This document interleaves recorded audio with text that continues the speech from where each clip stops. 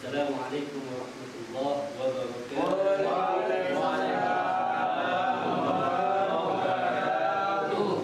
Alhamdulillahi wa kafa. Salatu wassalamu ala khairil huda. Amma ba'd.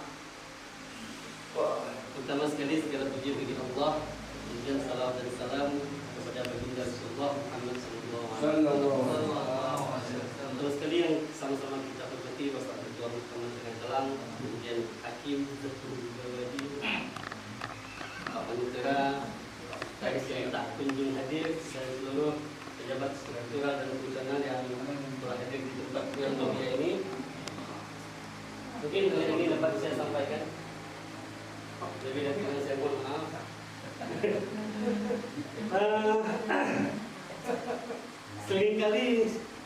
Seringkali kita memandang kebaikan Allah itu hanya dari segi materi saja. Allah itu baik karena kita diberikan mobil yang mengkilat. Iya. Kemudian kita bilang Allah itu baik karena kita punya rumah yang bertingkat. Allah itu baik karena kita sudah punya istri 4. Kalau hanya sekedar itu kebaikan Allah, maka terlalu sedikit orang yang mendapatkan kebaikan itu. Padahal kebaikan Allah itu mencakup seluruh makhluk di seluruh dunia ini. Maka pada kesempatan kali ini, mari kita dengar satu buah hadis Nabi, Al-Ba'atu, man u'tiyahunna faqad u'tiya khairat dunya wal akhirah. Ada 4 hal. Barang siapa yang diberikan 4 hal ini, sungguh dia telah diberikan kebaikan di dunia dan bahkan kebaikan di akhirat. Itu artinya apa? Belum tentu yang menurut kita baik di dunia ini akan berdampak baik pula di akhirat. Tapi orang yang diberikan 4 hal ini, maka dia telah diberikan kebaikan di dunia dan bahkan kebaikan di akhirat. Apa 4 hal ini? Yang pertama, qalban syakira. Orang yang diberikan oleh Allah hati yang pandai bersyukur. Ada sebuah ungkapan dalam bahasa Aceh, Pak Ketua. Ada sebuah ungkapan dalam bahasa Aceh, my heart is my home.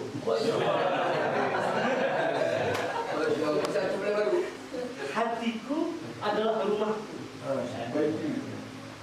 Bila hati luas, rumah sempit luas rasanya. Tapi bila hati sempit, rumah sebesar istana sekalipun sempit jadinya. Orang yang memiliki hati yang luas, itu tandanya 2. Pertama, dia pandai mensyukuri nikmat. Kemudian yang kedua, dia gunakan nikmat itu di jalan yang mendatangkan ridha Allah.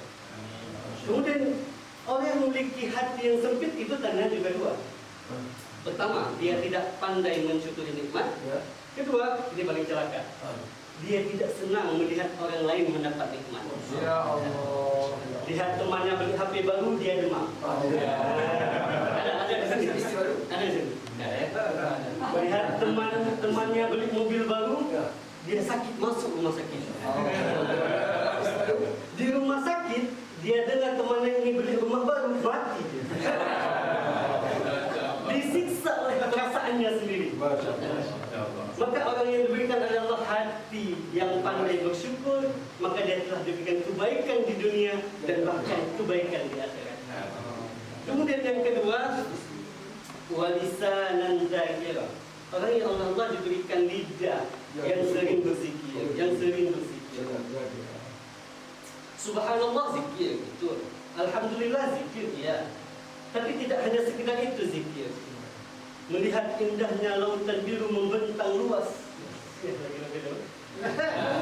Melihat bintang-bintang indah di malam hari, dia teringat kepada keagungan penciptanya. Itu pun zikir sebenarnya. Dan Islam sebenarnya telah mengajarkan kita untuk selalu berzikir dalam kehidupan kita. Memulai pekerjaan, bismillah. Melihat sesuatu yang mengagumkan, masya Allah. Berjanji, insya Allah. Lidah yang selalu basah dengan nama Allah, ini pun nanti akan membawa kebaikan di akhirat.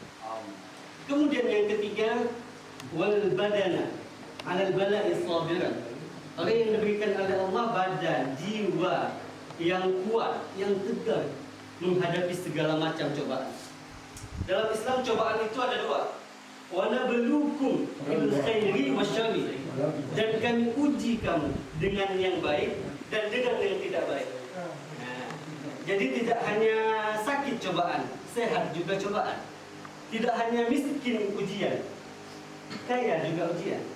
Banyak orang sukses ketika diuji dengan kemiskinan, kemudian dia hancur berantakan ketika diuji dengan kekayaan. Banyak orang yang dekat dengan Allah ketika diuji dengan sakit, kemudian dia jauh meninggalkan Allah ketika diuji dengan sehat.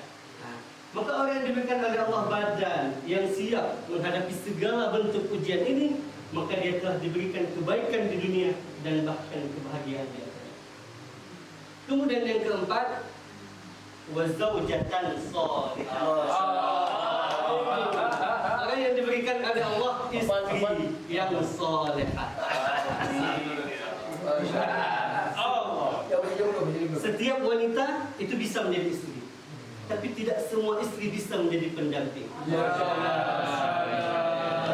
Pendamping yang siap menemani dikala suka maupun duka, dikala susah maupun senang. Kita nggak wujud? Ada di sini ya? Insya Allah ada. Baik. Istri yang solehah, seorang suami yang soleh, yang taat. Kemudian dia akan menjadi seorang koruptor yang ulung ketika di rumahnya dikompor-kompori oleh istrinya yang tidak soleh tadi. Ya Allah. Bang, abang kan di kantor kepala bidang. Pakai disikat. Pakai dibawa pulang gitu kan? Ini waktu tetangga kita cuma PNS biasa, mobilnya Brio.